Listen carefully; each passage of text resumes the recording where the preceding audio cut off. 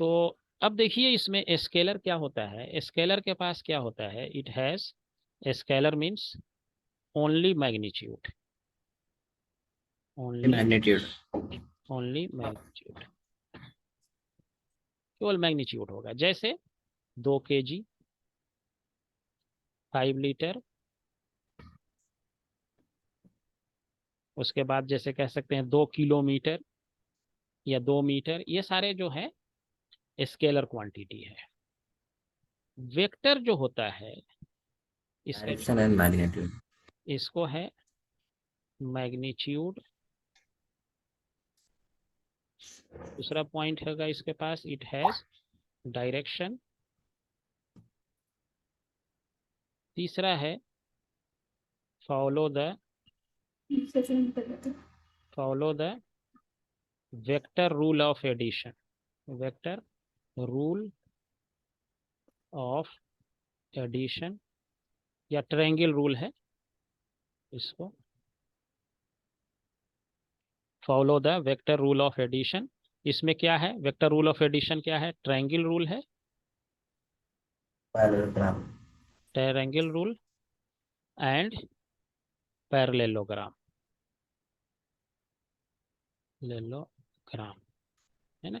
ये 2 रूल है, इसको फॉलो करता है। इतना तुम सब लोग सुने होंगे कि ये सारी चीजें होता है। एक चीज है जो नहीं सुने हो, जिसको हम यहाँ पे आगे इस पर हमारा डिस्कशन होगा कि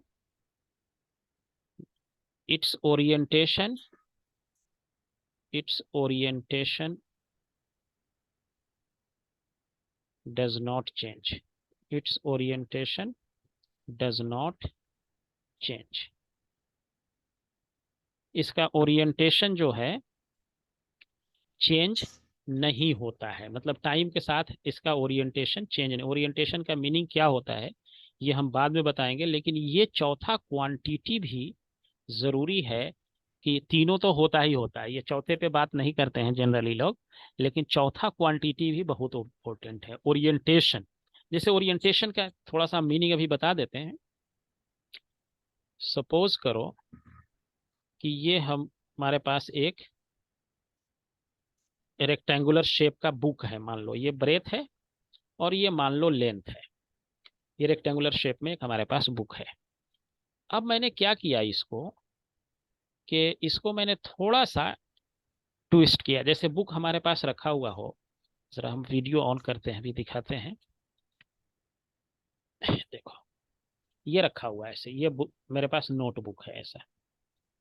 अब देखो थोड़ा सा मैंने इसको चेंज किया, कुछ पता चला कि इसमें कुछ चेंजेस वगैरह आया है। थोड़ा सा एंगल मैंने इसमें ट्विस्ट किया, पता नहीं चला होगा। अब बताओ कुछ पता चला, चेंज हुआ ओरिएंटेशन। जी। अब देखो अब मैंने ऐसे कर दिया, तो इसका मतलब क्या है, इसका ओरिएंटेशन जो है ना ये चेंज हो रहा है टाइम के साथ साथ। ऐसे मैंने घुमाना शुरू किया तो orientation is changes with time. लेकिन अब मैंने बिल्कुल थोड़ा सा मूवमेंट दिया तो इसका ओरिएंटेशन का चेंज का पता नहीं चलेगा। तो अगर ओरिएंटेशन चेंज नहीं होता है, इट मीन्स कि ये क्वांटिटी जो है आपका, ये क्या है कि ये वेक्टर है। आगे जो हम पढ़ेंगे एंगुलर वेलोसिटी का जो कंसेप्ट वगैरह जब आएगा, तो स्मॉल वैल्यू एंगल के लिए थीटा अगर स्मॉल होता है तो ये एंगुलर वेलोसिटी जो है ओमेगा जो है थीटा बाई टी जो कहते हैं, वेरी स्मॉल एंगल के लिए ये वेक्टर क्वांटिटी है।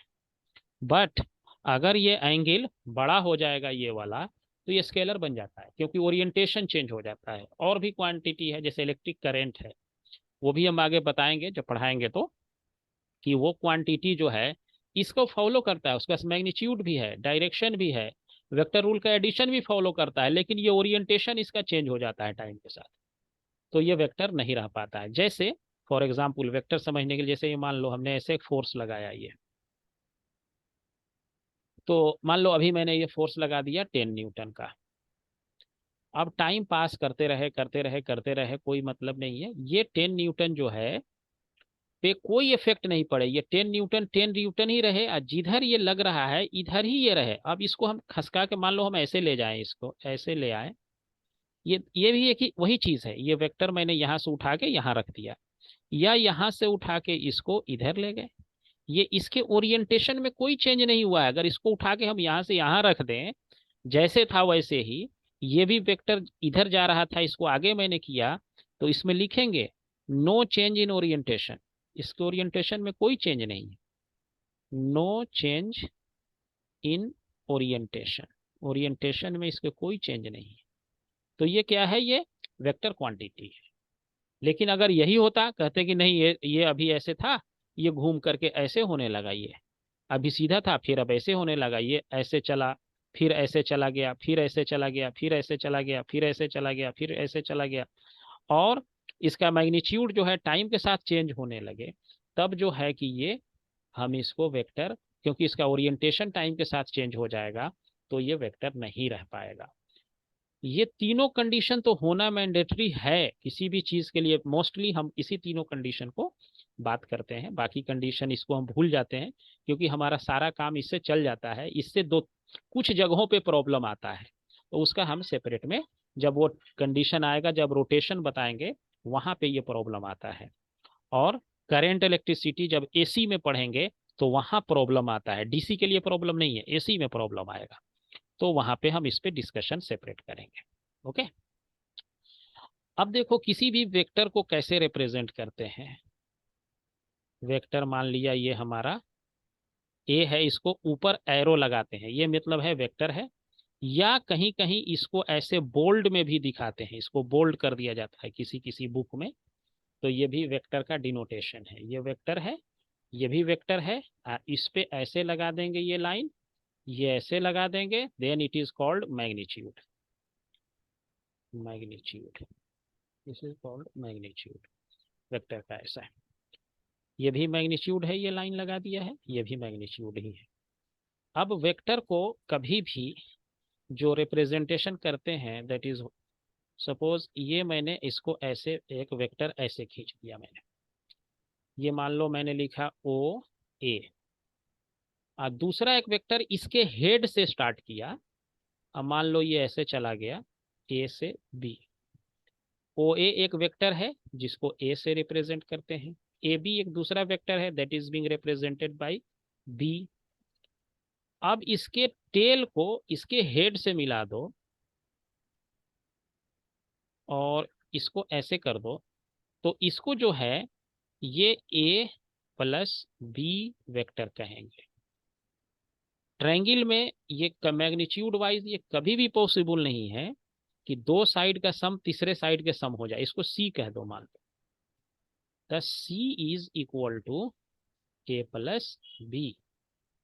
But in triangle case, scalar quantity अगर हम बात करें ट्रायंगल के केस में, कभी भी दो साइड का सम हमेशा तीसरे से बड़ा होता है। ये मान लो अगर 3 है, ये मान लो जो कि 2 है, और अगर हम इसको ये मान लो कि ये 4 है, तो 2 और 4 को ऐड करेंगे, तो देखो इससे तीसरे से क्या हो गया, छोटा हो गया ना। तो इसमें ट्रायंगल नहीं बनेगा, ट्रायंगल नहीं बनेगा। इसमें बना के देख लेना, ट्रायंगल नॉट पॉसिबल।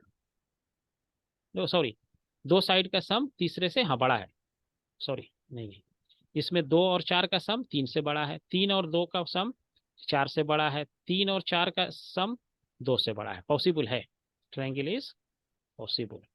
लेकिन अगर ऐसा हो जाए कभी भी, मान लो कि अगर ये पेयर हम ले लें, 4 ले लें, 2 ले लें, और क्या करें कि एक हम ले लें, 1 ले लें, मान लो, इसमें ट्रायंगल नहीं बने, नॉट पॉसिबल। क्योंकि एक पेयर हम ऐसा देख रहे हैं, ये वाला 1 और 2 को ऐड करेंगे तो ये 3 से छोटा, 4 से छोटा हो गया, तो इसमें ट्रायंगल नहीं बन सकता है। इस दोनों का सम तो इससे बड़ा है, इसका भी सम 1 से 2 से बड़ा है, बट 1 और 3 का सम 4 से छोटा है, तो इसमें ट्रायंगल फॉर्मेशन नहीं है। लेकिन वेक्टर में देखो ये दोनों हो जाता है, इसके वेक्टर के हिसाब से ये इक्वल है। तो इसको हम लोग कहते हैं triangle rule of vector addition कहते हैं। इसी से मिलता जुलता जो लॉ है उसको कहते हैं, देन एक लॉ आता है that is called parallelogram rule of vector addition. ये दो ही चीज है पूरे फिजिक्स में। अगर कहा जाए कि आप कितने चीजें पढ़ते हो, तो मोस्टली कहोगे कि दो ही चीज तो पढ़ते हैं, स्केलर या vector. Parallelogram rule of vector addition. यही सारे वेक्टर का जो है मैग्नीट्यूड और डायरेक्शन निकालने के लिए ये पूरे का बैकबोन है एक तरह से। तो इसको जो है हम लोग vector parallelogram rule of vector addition जो है ये देखते हैं क्या होता है। यहाँ एक बार और लिख देते हैं, ये this is called parallelogram rule of vector addition. देखो क्या होता है। जैसे हमारे पास ये दो वेक्टर हैं, किसी एंगल थीटा पे इंक्लाइंड है, ये मान लिया ए है वेक्टर और ये है वेक्टर बी है। तो जब भी दो फोर्स, एक्चुअली दो वेक्टर इस पॉइंट पे ये एक्ट कर रहा है, ये मान लिया ओ है, ये मान लिया ए है, ये मान लिया बी है। इसका फिजिकल मीनिंग ये होता है कि ये दो वेक्टर का मतलब क्या है, ए और बी तो कुछ वेक्टर ही होगा, चाहे वेलोसिटी हो, चाहे एसेलरेशन हो, चाहे फोर्स हो, चाहे मोमेंटम हो, जो भी हो। तो अगर दो force at a time acting at point O, suppose यहाँ पे एक जो है कि ये नेल है रखा, नेल से इस रस्सी को बांध दिया ऐसे, एक बंधा हुआ है ऐसे, एक आदमी है इधर मान लो 10 न्यूटन से खींच रहा है इसको, ये दूसरा वाला जो है इधर इसको मान लो 20 न्यूटन से खींच रहा है, इस रस्सी से यहाँ नेल को बांध के 20 से खींच रहा है, या इसको, या यहाँ पे मान लो एक कोई ब्लॉक होता जिसको एक आदमी इधर से खींच रहा है 10 न्यूटन से, एक खींच रहा है 20 न्यूटन से। तो ये यहाँ जो ब्लॉक रखा हुआ है, ये ब्लॉक ये जाएगा किधर, ये यही चीज जो है वेक्टर बताता है कि ये जाएगा किधर, इसका डायरेक्शन किधर होगा। क्या ये इधर जाएगा, क्या ये इधर चला जाएगा ये ब्लॉक यहाँ से, या क्या इसके बीच में जाएगा ये ऐसे, या ऐसे चला जाएगा ऊपर चला जाएगा, किधर जाएगा ये।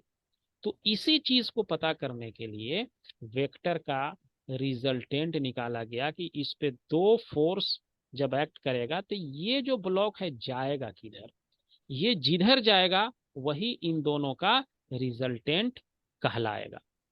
तो अब इसके रिजल्टेंट कहलाने के लिए हमको क्या करना होगा, ये एक मान लिया कोई भी एक लाइन हम ऐसे खींचेंगे, इधर जाएगा ये।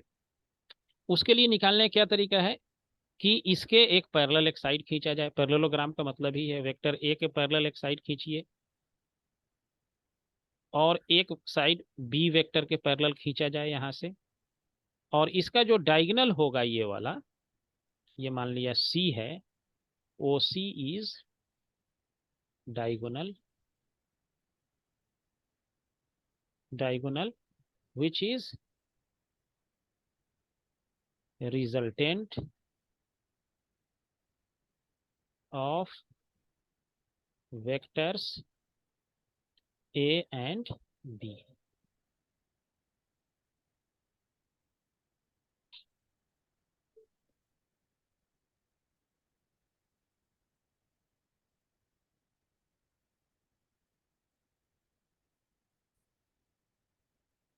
ओके, तो अब ये देखेंगे कि ये हमारा किधर जाए रिजल्टेंट निकालने के लिए। तो वेक्टर ए का मैग्नीट्यूड को मान लिया ये हमारा ए है, बी का मैग्नीट्यूड जो है वो हमारा बी है, और ओसी को मान लेते हैं, ओसी का जो मैग्नीट्यूड है इसको हम मान लेते हैं कि आर है रिजल्टेंट। अब इसको निकालने के लिए कुछ रूल्स है जिसको हम अप्लाई करते हैं। क्या करते हैं कि इसको आगे बढ़ाते हैं, आगे बढ़ाते हैं, और सी से इस लाइन पे क्या करते हैं कि एक परपेंडिकुलर खींचते हैं। मान लो इसको डी तक मैंने एक्सटेंड किया, डी तक प्रोसीड किया, और सी से इस पे एक परपेंडिकुलर खींच दिया यहाँ पे। तो पैरेललोग्राम का रूल होता है कि आमने सामने का साइड पैरेलल तो होता ही होता है, साइड साथ दे इक्वल भी, वो इक्वल भी होता है। तो ये बी है तो ये भी क्या होगा, बी होगा, और ये ए है तो ये भी ए होगा। ये एंगल थीटा लिया है मैंने तो ये भी एंगल थीटा होगा, करस्पॉन्डिंग एंगल। ये साइड, ये साइड ए सी और ओ बी क्या है, पैरेलल है, और ये ट्रांसवर्सल हो गया ओ ए, तो ये थीटा है तो ये भी थीटा होगा। अब हम ट्रायंगल में लेंगे, in triangle A D C हम लगाते हैं साइन थीटा। तो साइन थीटा इक्वल टू क्या हो जाएगा, C D divided by A C, C D divided by A C, perpendicular by base hypotenuse. Perpendicular को सी डी ही रहने दो, और हाइपोटेन्यूज कितना हो जाएगा, बी हो जाएगा, ये वाला ए सी बी हो जाएगा, क्योंकि ओ बी क्या है, बी है, तो ये भी बी हो जाएगा। So c d will be equal to b sine theta. इसको जो है ऐसे ही करके रख लेते हैं, इसको क्लोज कर लेते हैं। इसी ट्रायंगल में फिर cos थीटा लगाते हैं, सेम ट्रायंगल में यूजिंग cos थीटा। तो cos थीटा हमारा क्या हो जाएगा, बेस, इसके सामने का ये परपेंडिकुलर हो गया तो बेस हो जाएगा A D divided by A सी, और ए सी फिर यहाँ दे रखा है बी, तो ये A D will be equal to B cos theta. देखो बहुत सिंपल है, इसको इसमें डाल दिया। अब इसका जो है कि हमको अब लिखना है in triangle O D C, O D C में देखो ओ डी और सी, ओ सी इज हाइपोटेन्यूज, तो ओ सी का स्क्वायर मैग्नीट्यूड का स्क्वायर इक्वल टू क्या होगा, ओ डी का स्क्वायर प्लस सी डी का स्क्वायर होगा ना। ट्रायंगल का ये 90 डिग्री हो गया, इसके सामने का ये एच हो गया, और इसका बेस हो गया ओ डी, और हाइपोटेन्यूज हो गया सी डी।